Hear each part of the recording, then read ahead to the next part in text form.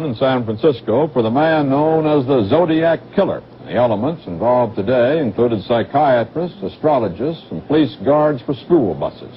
Terry Drinkwater reports. School children are nice targets. I shall wipe out a school bus some morning, shoot out the tires, and then pick off the kiddies as they come bounding out. That was the threat of the Zodiac Killer. Now, every day, police cars follow the buses which would be likely targets. Officers armed with shotguns take the threat seriously. The psychotic killer has already murdered 5. Rant reading: A serial killer. The Zodiac Killer is the sentiment of an unidentified serial killer who operated in California in the late 1960s. The case has been described as the most famous unsolved murder case in American history, becoming a fixture of popular culture and inspiring amateur detectives to attempt to resolve it. The Zodiac murdered 5 known victims in the San Francisco Bay Area between December 1968 and October 1969. Operating in rural, urban, and suburban settings. He targeted young couples and a lone male cab driver, and his known attacks took place in Benicia, Vallejo, unincorporated Napa County, and the city of San Francisco proper.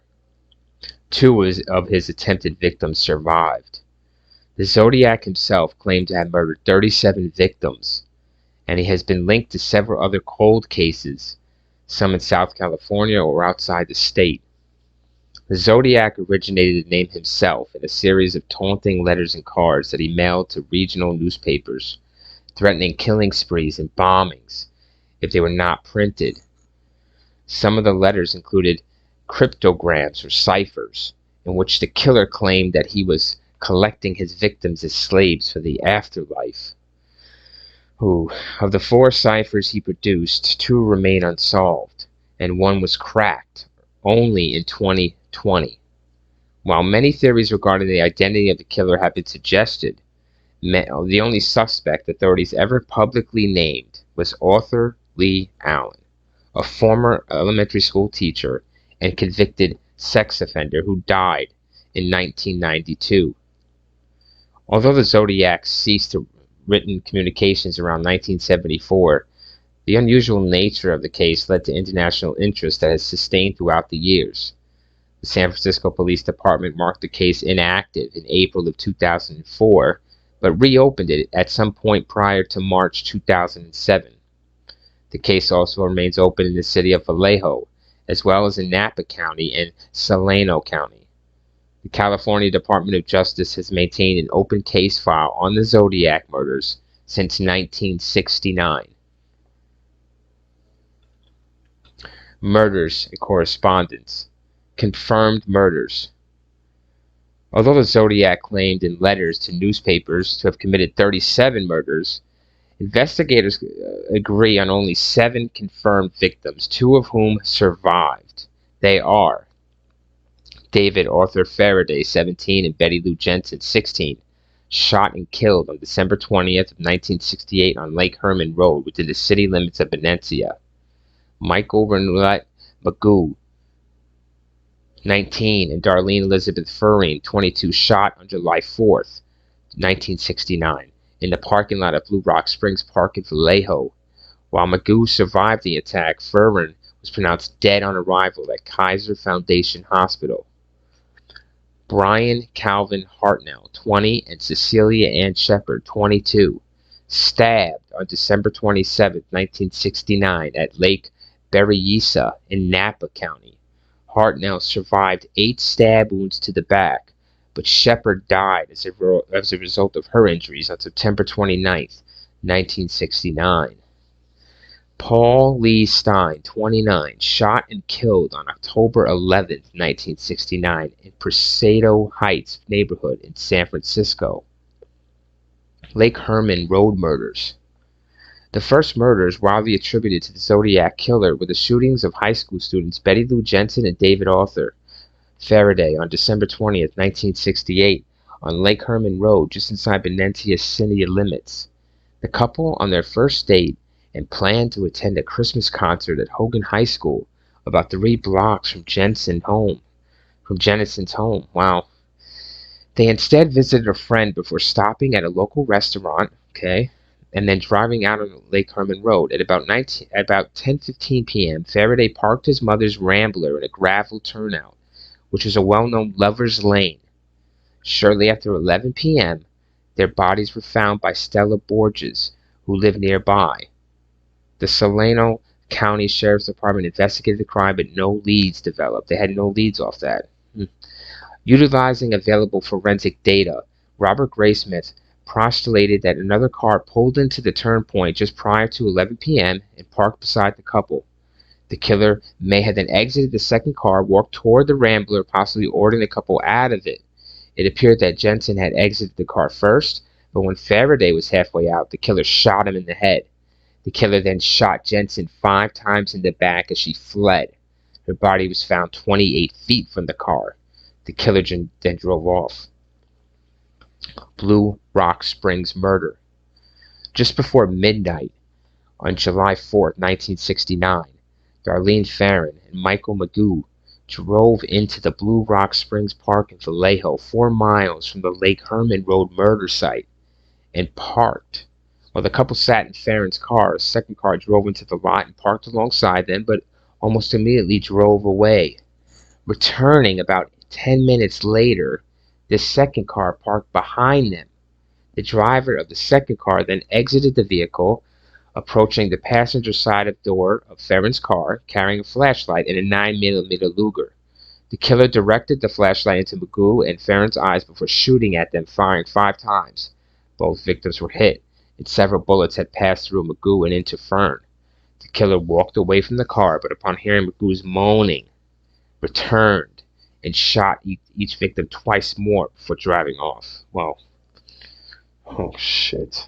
He wanted to finish the job. I'm sorry, guys. I have to stop and get a drink of water. What the fuck, the Zodiac? Excuse me. He makes me want to drink water. I mean, the moaning makes him come back to kill. Big mistake. Let's continue. On July 5th, 1969, at 12:40 a.m., a man phoned the Vallejo Police Department to report and claim responsibility for the attack. The caller also asked, give me a second here, walked away moaning and doing things of that nature. Give me 1 second. Okay, so let's get right back into it. I'm sorry, guys, about that interruption there. So I had to get a drink of water. This rant reading of the serial killer is very interesting, and it's making me cottonmouth. Let's start with the Blue Springs murder. Okay, so the July 5th, 1969, at 12:40 a.m., a man phoned the police, and he took responsibility for the attack. The caller also took credit for the murders of Jennison and Faraday 6.5 months earlier. Police traced the call to the phone booth at a gas station. Wow, at Springs Road in Tulum, located about 3/10 of a mile from Farron's home and only a few blocks from the Vallejo Police Department. Farron was pronounced dead at the hospital. Magoo survived the attack despite being shot in the face, neck, and chest. Magoo described his attacker as 26 to 30 years old, 195 to 200 pounds, or possibly even more, 5'8". He was a white male with short, light brown, curly hair. So now the first letters from the Zodiac appear, August 1st, 1969. 3 letters prepared for the killer were received by the Vallejo Times-Herald, the San Francisco Herald, and the San Francisco Examiner. The nearly identical letter subsequently described by a psychiatrist to have been written by someone you would expect to be brooding and isolated, took credit for the shootings at Lake Herman Road and Blue Rock Springs. Each letter also included 1/3 of a 408-symbol cryptogram, which the killer claimed contained his identity. The killer demanded that it be printed on each paper's front page, or he would cruise all around all weekend, killing lone people in the night, then move on to kill again until I end up with a dozen people over the weekend. The Chronicle published his third of the cryptogram on page 4 of the next day's edition. An article printed alongside the code quoted Vallejo Police Chief Jake E. Stilt as saying, "We're not satisfied that the letter was written by the murderer," and requested that the writer send a second letter with more facts to prove his identity. The threatened murderers did not happen, and all 3 parts were eventually published. On August 7, 1969, Another letter was received at the San Francisco Examiner with the salutation, "Dear editor, this is the Zodiac speaking." This was the first time that the killer had used this name for identification. The letter was a response to the Chief Stilton's request for more details that proved that he had killed Faraday, Jensen, and Farron. In it, the Zodiac included details about the murders that had not yet been released to the public, as well as messages to the police that when they crack this code, they will have him. Author Soreen Rose Casgard explains that the episode paragraph in this letter referenced the Alfred Hitchcock Presents episode Museum Piece. Oh shit. The attachment of a light to a gun was a plot element which Zodiac adopted. The episode dialogue also contains the phrase "the most dangerous game." Zodiac is both referencing and acting out Hitchcock's story elements. On August 18, 1969, Donald and Betty Hardin of Salinas, California cracked a 408-symbol cryptogram. It contained a misspelled message in which the killer seemed to reference the most dangerous game. The author also said he was collecting slaves for his afterlife. No name appears in this decoded text, and the killer said that he would not give away his identity because it would slow down or stop his slave collection. Wow. I think this is writing in one of the letters that they deciphered. I like killing people because it is so much fun. It's more fun than killing wild game in the forest because man is the most dangerous animal. Misspelled. Of all that, to kill something gives me the most thrilling experience. It's even better than getting your rocks off with the girl.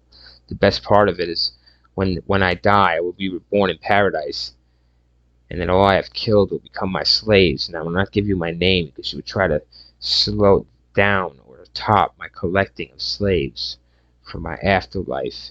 And this word is weird. It's misspelled, but it sounds like a word. Embodied B, the solution to the Zodiac. This is the solution to the Zodiac's 408 symbolic cipher solved in August of '69, including faithful translations of spelling and grammar errors in the original. The meaning, if any, of the final 18 letters has not yet been determined. So this letter was misspelled on purpose, I believe. Zodiac's not stupid. They're not grammar errors. He's misspelling words that he should spell, guys. That he should know. Experience is misspelled. It's missing an I. Dangerous is missing letters. Animal is missing an I.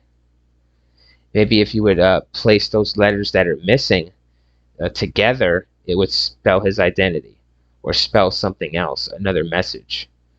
It's on Wikipedia, guys. I suggest you try to do that. I'm not gonna fucking do it, but it's definitely Zodiac would not misspell words on purpose, would he? So this is the reason why he misspelled these words in deciphering. What the letters are missing, maybe they put those together and give us more information. Fuck all that. Let's continue with this Zodiac Killer. Alright, the first letters from the Zodiac, right? So we described that he... Gosh. Let's talk about Lake Berryessa murder. On September 27th of 1969, Pacific Union College students Brian Hartnell and Cecilia Shepard were picnicking at Lake Berryessa on a small island connected by a sand split to Twin Oak Ridge. A white man about 5 feet 11 inches, weighing more than 170 pounds, approached them wearing a black executioner's type hood with clip-on sunglasses over the eye holes and a bib-like device on his chest that had a white 3x3-inch cross-circle symbol on it. He approached them with a gun, which Hartnell believed to be a .45. The hooded man claimed to be an escaped convict from a jail with a two-word name in either Colorado or Montana. A police officer later interfered that the man had been referring to a jail in Deer Lodge, Montana, where he had killed a guard and subsequently stolen a car, explaining that he now needed their car and money to travel to Mexico because the vehicle he had been driving was too hot. What the fuck is this guy talking about? The killer had brought pre-cut lengths. He already brought pre-cut lengths of plastic clothesline and told Shepard to tie up Hartnell before he tied her up. The killer checked and tightened Hartnell's bonds after discovering that Shepard had bound Hartnell's hands loosely. Hartnell initially believed this event to be a bizarre robbery, but the man drew a knife and stabbed them both repeatedly, Hartnell suffering 6 and Shepard 10 wounds in the process. The killer then hiked 500 yards back up to Knoxville Road, drew the cross symbol on Hartnell's car window with a black felt tip pen, and wrote beneath it, Vallejo, 12/20/68, 7/4/69, September 27, 69, at 6:30 by knife.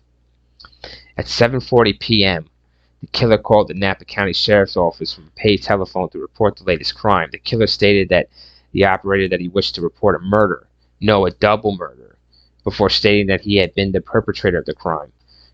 The phone was found, still off the hook, minutes later at the Napa Car Wash on Main Street in Napa by KVON and radio operator Pat Stanley, only a few blocks from the sheriff's office, yet 27 miles from the crime scene. Detectives were able to lift the still wet palm print from the telephone, but were never able to match it to any suspect. What the fuck? Why not? Well, it definitely wasn't what they're going to say it was, right? Or what the movies say it was. They got a fucking palm print. DNA these days. Anyways, they couldn't match it to any suspect. Moving on, after hearing the victim scream for help, a man and his son were fishing in a nearby cove, discovered the victims, and summoned help by contacting park rangers. Napa County Sheriff's deputies David Collins and Ray Land were the first law enforcement officers to arrive at that crime scene. Shepard was conscious when Collins arrived, providing him with a detailed description of the attacker. Hartnell and Shepard were taken to Queen of the Valley Hospital in Napa by ambulance. Shepard lapsed into a coma during transport and she never regained consciousness. She died 2 days later, but Hartnell survived to recount his tale to the press. Napa County detectives Ken Narlow, who was assigned to the case from the outset, worked on solving the crime until his retirement from the department in 1987. Presidio Heights murder. 2 weeks later, on October 11, 1969, a white male passenger entered the cab driven by Paul Stein at the intersection of Mason and Gary Streets, 1 block west from Union Square in San Francisco, requesting to be driven to Washington and Maple Streets in Presidio Heights. For reasons unknown, Stein drove 1 block past Maple to Cherry Street. The passenger then shot Stein once in the head with a 9mm handgun, took Stein's wallet and car keys, and tore away a section of Stein's blood-stained shirt tail.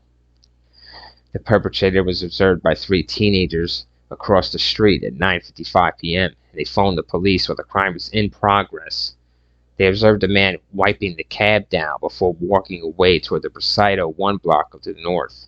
2 blocks from the crime scene, patrol officers Don Falk and Eric Zelms, responding to the call, observed a white man walking along the sidewalk east on Jackson Street and stepping onto a stairway leading up to the front yard of one of the homes on the north side of the street. The encounter lasted only 5 to 10 seconds. Folk estimated the white male pedestrian to be about 35 to 45 years old, 5'10" tall, with a crew cut, similar to but slightly older than the description provided by the teenager who observed the killer in and out of Stein's cab. The teenagers described the subject to be 25 to 30 with a crew cut and standing approximately 5 to 8 inches, or maybe even 5'9". However, the police radio dispatcher had alerted officers to look out for a black suspect, so Falk and Zelms drove past the perpetrator without stopping. The mix-up in descriptions remains unexplained. What the fuck you talking about? They just explained it, you fucks. Not even gonna comment on that. A search ensued, but no suspects were found. This was the last officially confirmed murder by the Zodiac Killer. The Stein murder was initially believed a routine robbery that had escalated to homicidal violence. However, on October 13th, the San Francisco Chronicle received a new letter from the Zodiac that he claimed credit for the killing, and it contained a torn section of Stein's bloody shirt to prove this fact. The 3 teen witnesses worked with the police artist to prepare a composite sketch of Stein's killer. A few days later, this police artist returned, working with the witnesses to prepare a second composite sketch. Detectives Bill Armstrong and Dave Toshi were assigned to the case. The San Francisco Police Department investigated an estimated 2,500 suspects over a period of years. What the I'm sorry I'm breathing so fucking heavy, man. This is some heavy shit and some fuck up by police. They just walked by the perpetrator, right? Could have had him. It's always the police's fault in their shit work. Anyways, the 1969 mailings. In one of the mailings here, let's read. It says, I hope you're having lots of fan and trying to catch me.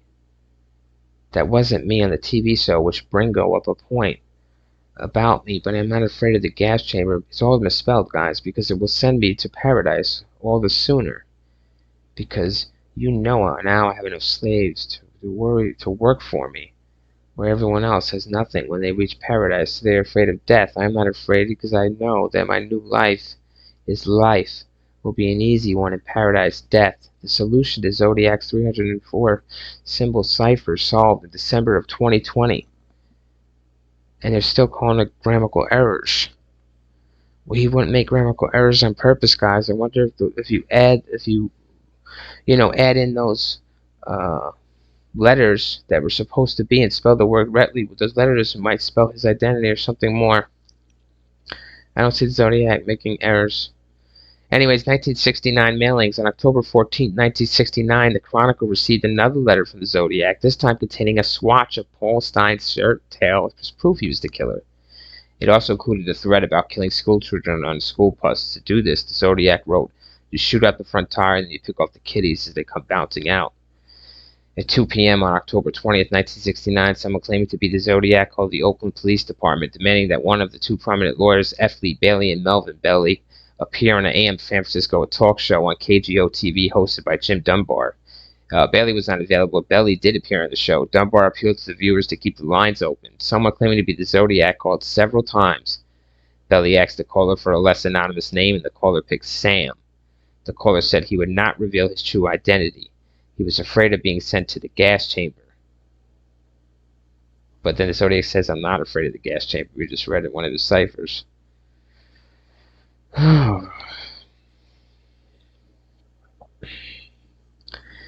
Then California's capital punishment. Belly arranged a rendezvous to meet the caller outside a shop on Mission Street in Daly City, but no one arrived. The caller was later traced back to a patient in a mental institution, and investigators concluded that the man was not the Zodiac. On November 8, 1969, the Zodiac mailed a card with another cryptogram consisting of 340 characters.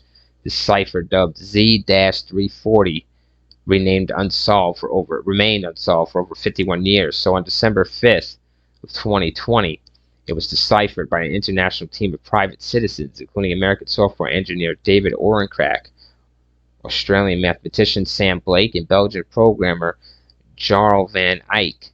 In the decrypted message, the Zodiac denied being the Sam who spoke on AM San Francisco, explaining that he was not afraid of the gas chamber. Of course he wasn't. He sent the letter and said that.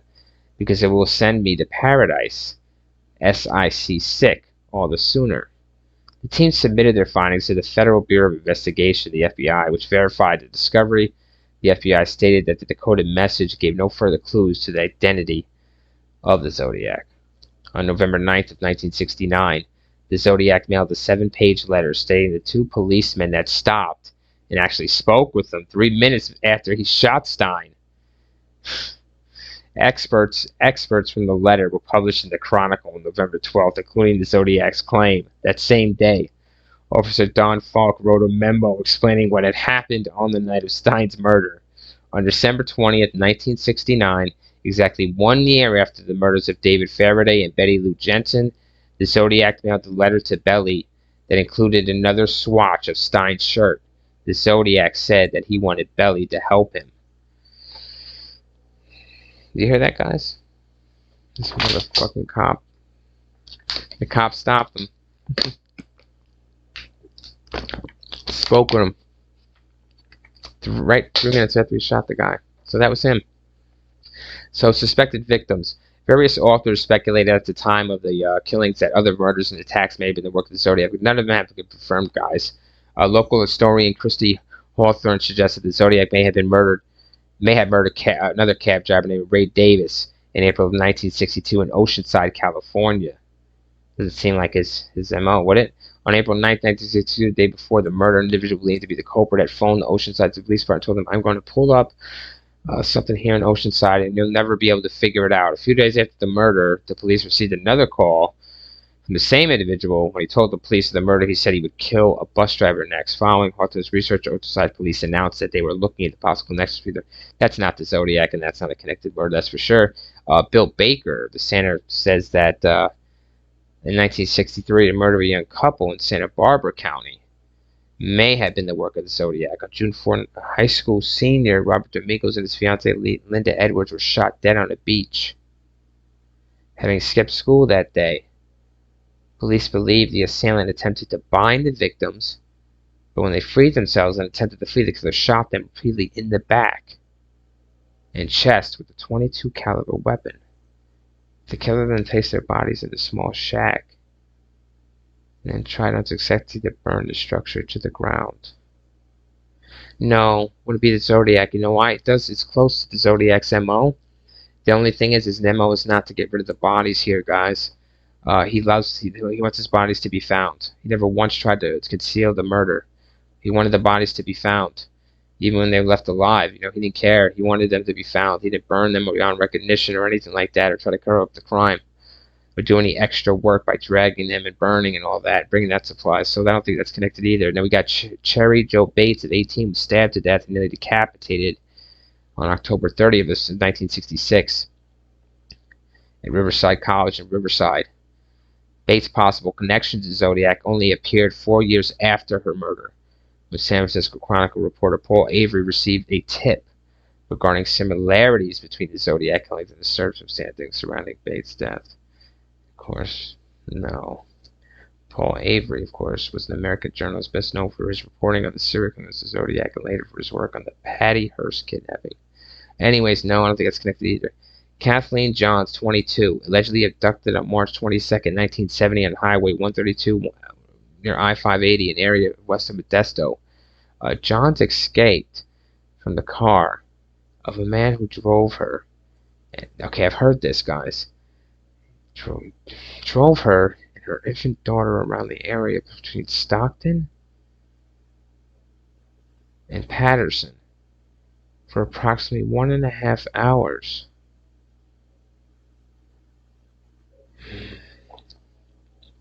The last one here is Donna Ann Lass, 25. She was last seen September 6, 1970 in State Line, Nevada. A postcard bearing an advertisement for Forest Pines condominiums near Incline Village at Lake Tahoe, pasted on the back, was received at the Chronicle on March 22nd, 1971. No evidence has been uncovered to connect Lass with the Zodiac Killer. That's not connected. But see, this is Kathleen Johns' one. They did that in the Zodiac movie with Gyllenhaal, I believe. We took her around, but they went a little further. And I don't know. That Kathleen Johns one's a little weird, but excuse me.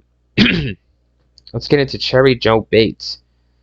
On October 30th of 1966, an 18-year-old student at Riverside College, Cherry Joe Bates, spent the evening at the campus library annex until it closed at 9.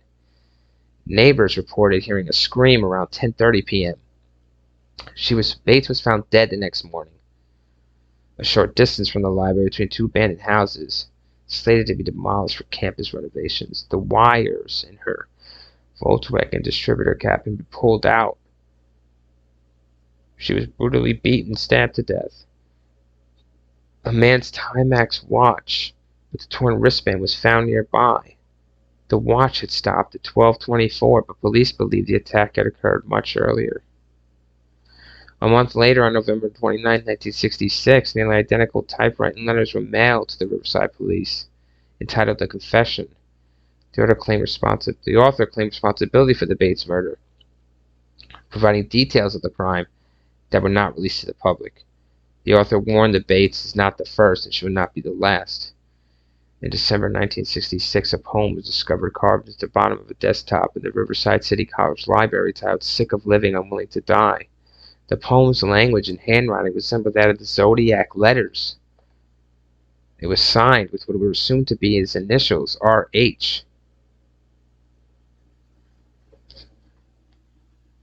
During the 1970 investigation, the Sherrywood Morrow, California top question document examiner expressed his opinion that the poems written by the Zodiac. No shit. I didn't know that. On April 30th, 1967, exactly 6 months after the Bates murder, Bates' father Joseph, the Press Enterprise, and the Riverside Police all received nearly identical letters in handwritten scrawl. The Press Enterprise and police copies read, "Bates had to die, there would be no more," with a small scribble at the bottom that resembled the letter Z. Joseph Bates' copy read, "She had to die, there will be more." This time without the Z signature.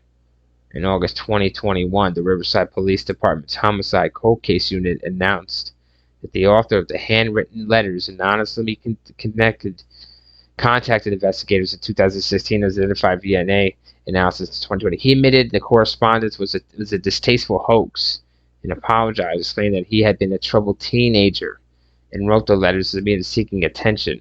Investigators confirmed that the author was not the Zodiac. On March 13th, 1971, 5 months after Avery's article linking Zodiac to the Riverside murder, the Zodiac mailed a letter to the Los Angeles Times. In the letter, he credited the police instead of Avery for discovering his Riverside activity. But they were only finding the easy ones. There are a hell of a lot more down there. The connection between Cherry Joe Bates, Riverside, and the Zodiac remains uncertain. Paul Avery and the Riverside Police Department maintained that the Bates homicide was not committed by the Zodiac, but it did concede that some of the Bates letters may have been his work to claim credit falsely. I don't know. Why would he want to claim credit falsely? He could just go out and do more murders and claim it for real. And in all his letters and the way he sounds, he didn't claim anything falsely. He just, claimed what he did. Donna Lass, guys. On March 22nd, 1971, a postcard to the Chronicle addressed to Paul Averley, and believed to be from the Zodiac, appeared to claim responsibility for the disappearance of Donna Lass on September 6, 1970. Made from a colleague of advertisements and magazine lettering, it featured a scene from an advertisement for Forest Pines condominiums, and the Tex Sierra Club sought victim 12. Peeked through the pines, past Lake Tahoe areas around in the snow. The Zodiac's cross-circle symbol was in both of the places of the usual return address in the lower right section of the front face of the postcard. Lass was a nurse at the Sahara Tahoe Hotel and Casino. She worked until about 2 a.m. on September 6, 1970, treating her last patient at 10:40 a.m. Later that same day, both Lass' employer and landlord received phone calls from an unknown male falsely claiming that he and Lass had left the town because of a family emergency. Lass was never found. What appeared to be a gravesite was discovered near the Claire Tappian Lodge in Northern California and Sierra Club property. No evidence has been uncovered to definitively connect the last disappearance with the Zodiac Killer. Kathleen Johns. On the night of March 22nd, 1970, Kathleen Johns was driving from San Bernardino to Platuma to visit her mother. She was 7 months pregnant and her 10-month-old daughter beside her. While heading west on Highway 132 near Modesto, a car began honking its horn and flashing its headlights. She pulled off the road and stopped. The man in the car behind her approached her car, stated that he observed that her right rear wheel was wobbling, and offered to tighten the lug nuts. After finishing his work, the man drove off.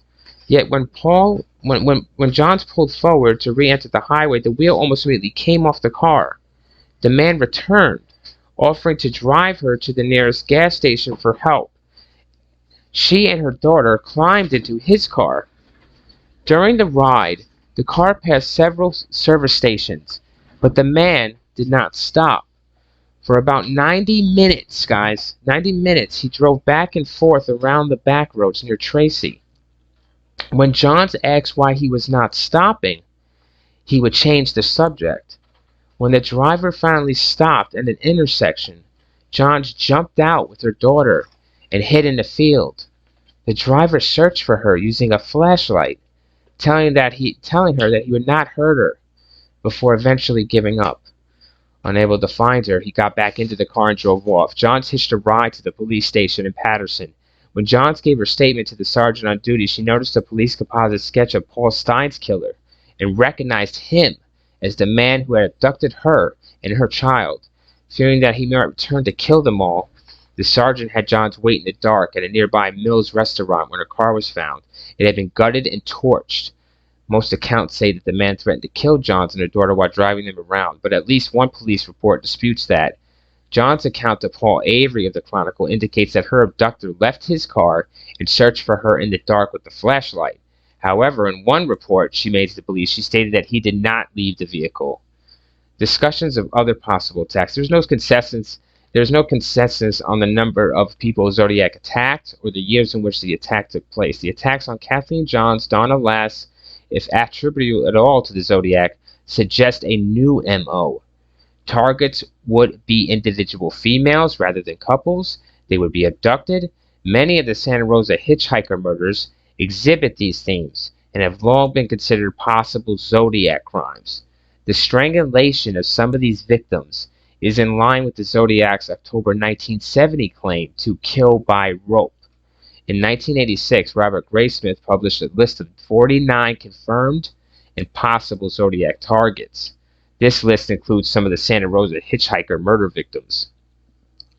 Sometimes authors claim that the Zodiac should be a suspect for some high-profile unsolved homicides which are not currently considered Zodiac crimes. While such claims are unpopular, John A. Cameron did document similarities between the murder of John Benet Ramsey and Zodiac actions. The fake ransom note contained Zodiac-like misspellings and references to crime films. One of these films was Dirty Harry, which Zodiac inspired. Cameron also wrote that John Benet told a neighbor that she would meet Santa Claus on the night that she was later killed. Zodiac did wear a costume at Lake Berryessa and claimed to use disguises. If Cameron was correct, Zodiacs would have killed over the span of decades. Further Zodiac communications. Zodiac continued communications with authorities for the remainder of 1970 via letters and greeting cards to the press. In a letter postmarked April 20th, 1970, the Zodiac wrote, "My name is blank," followed by a 13-character cipher that hadn't been solved to this day. The Zodiac went on to state that he was not responsible for the recent bombing of a police station in San Francisco, referring to the February 18, 1970 death of Sergeant Brian McDonald 2 days after the bombing at Park Station at Golden Gate Park, but added, "There is more glory to killing a cop than a Sid, because a cop can shoot back." The letter included a diagram of a bomb. The Zodiac claimed that he would use to blow up a school bus. At the bottom of the diagram, he wrote his Zodiac symbol equals 10, SFPD equals 0. Zodiac sent a greeting card postmarked April 28, 1970 to the Chronicle. Written on the card was, "I hope you enjoy yourselves when I have my blast," followed by the Zodiac's cross-circle signature on the back of the card. The Zodiac threatened to use the bus bomb soon unless the newspaper published the full details that he had written. He also wanted to start seeing people wearing some nice Zodiac buttons. In a letter postmarked June 26, 1970, the Zodiac stated that he was upset, that he did not want to see people wearing Zodiac buttons. He wrote, "I shot a man sitting in a parked car with a .38. The Zodiac was possibly referring to the murder of a 25-year-old Sergeant Richard Raychek. 1 week earlier, at 5:25 a.m. on June 19th, Raychek was writing a parking ticket in his squad car with an assailant unrelated to the traffic violation shot him in the head with a .38 caliber pistol through the closed driver's side window. Raychek died 15 hours later. The San Francisco Police Department denies that the Zodiac was involved. The murder remains unsolved. Included with the letter was a Phillips 66 road map of the San Francisco Bay Area on the image of Mount Diablo. The Zodiac had drawn a cross circle similar to those from previous correspondence. At the top of the cross circle, he placed a 0, a 3, a 6, and a 9. The accompanying instructions stated that the 0 was to be set to a mag N. The letter also included a 32-letter cipher, and that the killer claimed would, in conjunction with the code, lead to the location of a bomb that he had buried and set to detonate in the fall. The cipher was never decoded, and the alleged bomb was never located. The killer signed the note with the Zodiac sign -12, SFPD -0. In a letter to the Chronicle postmarked July 24, 1970, the Zodiac took credit for Kathleen Johns' abduction. 4 months after the incident, July 26, 1970, letter, the Zodiac paraphrased a song from the Mikado adding his own lyrics about making a little list of the ways in which he planned to torture his slaves in paradise. The letter was signed with a large, exaggerated cross-circle symbol and a new score. His symbol equals 13, FPD equals 0. A final note at the bottom of the letter stated, P.S. The Mount Diablo code concerns radians plus hashtag inches along the radians. In 1981, a close examination of the radian hint by Zodiac researcher Garthik Penn led to the discovery that a radian angle, when placed over the map per Zodiac's instructions, pointed to the locations of 2 Zodiac attacks. On October 7, 1970, the Chronicle received a 3x5-inch card signed by the Zodiac with the symbol and a small cross reportedly drawn with blood. The card's message was formed by pasting words and letters from an edition of the Chronicle, and 13 holes were punched across the card. Inspectors Armstrong and Tashi agreed it was highly probable that the card had been sent by the Zodiac, letter to Paul Avery. On October 27, 1970, Chronicle reporter Paul Avery had been covering the Zodiac case, received a Halloween card, signed with the letter Z and the Zodiac's cross-circled symbol. Handwritten inside the card was the note, "Peekaboo, you are doomed." The threat was taken seriously, and the subject was a front-page story in the Chronicle. Soon after receiving the letter, Avery received an anonymous letter alerting him to the similarities between the Zodiac's activities and the unsolved murder of Cherry Joe Bates, which had occurred 4 years earlier at the City College in Riverside and in the greater Los Angeles area more than 400 miles south of San Francisco. Avery reported his findings in the Chronicle on November 16, 1970. Final Zodiac letter. After the Lake Tahoe card, the Zodiac remained silent for nearly 3 years. The Chronicle then received a letter from the Zodiac, postmarked January 29, 1974, praising The Exorcist as the best satirical comedy that I've ever seen. That's actually my opinion on The Exorcist. If you see my review here on the Real Rent Reviewer. The letter included a snippet of the verse from the Mikado, an unusual symbol at the bottom that has remained unexplained by researchers. Zodiac concluded the letter with the new score, me equals 37, comma, SFPD equals 0. Later letters of suspicious authorship. A further communication sent by the public to members of the news media. Some contained similar characteristics of previous Zodiac writings. The Chronicle received a letter postmarked February 14, 1974, informing the editor that the initials for the Symbolism Liberation Army spelled out an Old Norse word meaning kill. However, the handwriting was not authenticated as the Zodiac's. A letter to the Chronicle postmarked May 8, 1974 featured a complaint about the movie Badlands. Was murder glorification, and asked the paper to cut its advertisement, signed only a citizen. The handwriting, tone, and surface irony were all similar to early Zodiac communications. The Chronicle subsequently received an anonymous letter postmarked July 8, 1974, complaining of their publishing the writings of the anti-feminist columnist Marco Spinelli. The letter was signed the Red Phantom, red with rage. The Zodiac's authorship of this letter is still debated. What the fuck? Sorry. A letter dated April 24, 1978 was initially deemed authentic, but was declared a hoax less than 3 months later by 3 experts: Dave Tashi, a homicide detective that worked the case, of course, and the Stein murder, and his there was a forged letter. It was fan mail, a lot of forged shit happening. Right on March 3rd, 2007, sounds like it's one of the last letters. An American greeting Christmas card was sent. It was rediscovered in their photo files. The letter was handed over to the Vallejo police. Inside the envelope with the card was a photocopy of 2 U.S. postal keys on a magnet keychain. The handwriting on the envelope resembled Zodiac's print, but was declared inauthentic by forensic document examiner Lloyd Cunningham. However, not all Zodiac experts agree with Cunningham's analysis. There's no return address on the envelope, nor is his cross-circle signature to be found. The card itself is unmarked. The Chronicle turned over all the material to the Vallejo Police Department for further analysis. A apparent source of the Zodiac alias. In his 1976 autobiography, Melvin Belli described an engineered encounter with himself, undercover police officer, and a Riverside student. The young man had allegedly claimed that he was the Zodiac Killer. Upon meeting the young man face to face, the lie decided that they were investigating the wrong man for the Zodiac crimes. In 2002, Robert Graysmith discovered the possibility that a former student of Pacific High School in the San Bernardino area was the source of the Zodiac alias. 21st century developments.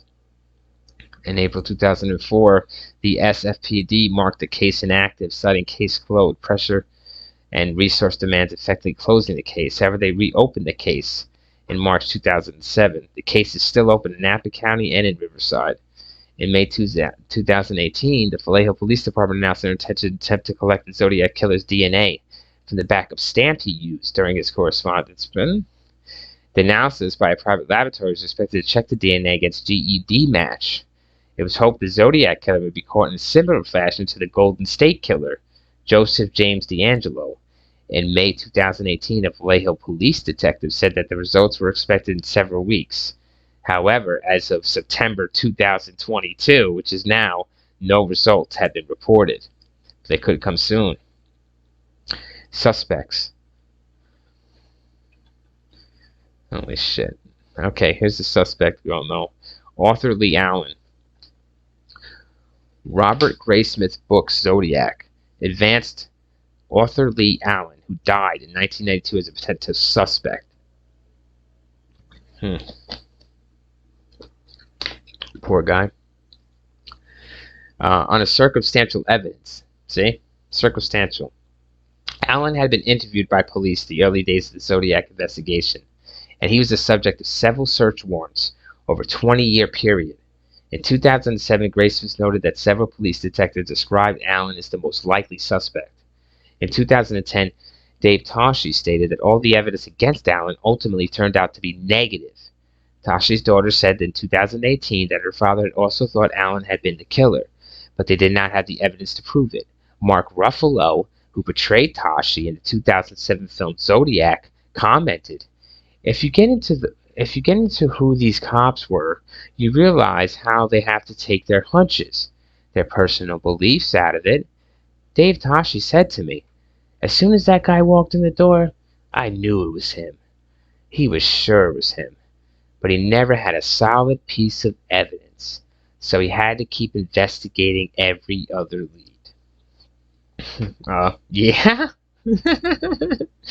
On October 6, thank you, Mark Ruffalo.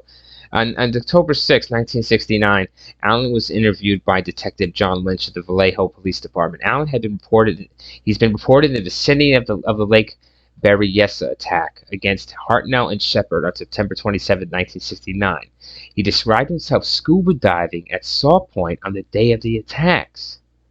Allen again came to police attention in 1971 when his friend Donald Cheney reported to police in Manhattan Beach, California, that Allen had spoken of his desire to kill people, used the name Zodiac, and secured a flashlight to a firearm for visibility at night.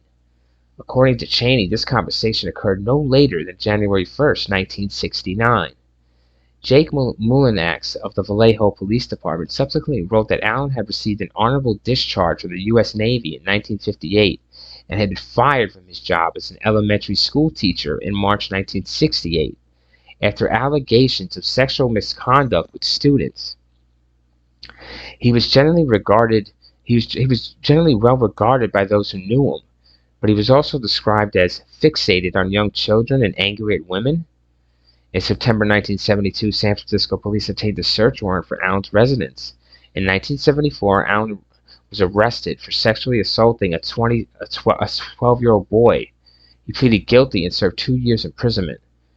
Vallejo police served another search warrant at Allen's residence in February of 1991. 2 days after Allen's death in 1992, Vallejo police served another warrant and seized property from Allen's residence. In July 1992, victim Mike Munigu identified Allen as the man who shot him in 1969 from a photo lineup, saying, "That's him. That's the man who shot me." However, police officer Donald Folk, who was speculated to have seen the Zodiac fleeing from the Stein killing, said that in that 2007 documentary his name was Arthur Lee Allen. that Allen weighed about 100 pounds more than the man he saw, adding that his face was too round. While Nancy Slover, who received a call from the Zodiac in the aftermath of the Magoo Fern shooting, said that Allen did not sound like the man on the phone. Other evidence existed against Allen, a bit entirely uncircumstantial. It's circumstantial. A letter sent to the Riverdale Police Department from Bates Killer was typed with the Royal typewriter with an elite type, the same brand found during the February 1991 search of Allen's residence. He owned and wore a Zodiac brand wristwatch. He lived in Vallejo and worked minutes away from where one of the Zodiac victims, Fernan, lived, and from where one of the killings took place. In 2002, the SFPD developed a partial DNA profile from the saliva on stamps and envelopes of Zodiac's letters. Here we go, guys, though. The SFPD compared this partial DNA to the DNA of Arthur Lee Allen. A DNA comparison was also made with the DNA of John Chaney. Don Chaney, who was Allen's former close friend, and the first person to suggest Allen may be the Zodiac Killer. Since neither test result indicated a match, Allen and Chaney were excluded as the contributors of the DNA. Retired police handwriting expert Lloyd Cunningham worked on the Zodiac case for decades, stated, "They gave me banana boxes full of Allen's writings, and none of his writings even came close to the Zodiac, nor did DNA extracted from the envelopes on the Zodiac letters come close to Arthur Lee Allen." Gary Francis Post. In October 2021, the Casebreakers, a team of over 40 cold case investigators, composed of former law enforcement investigators, military intelligence officers, and journalists, claimed to identify the Zodiac Killer as Gary Francis Post, who died in 2018 at the age of 80 years.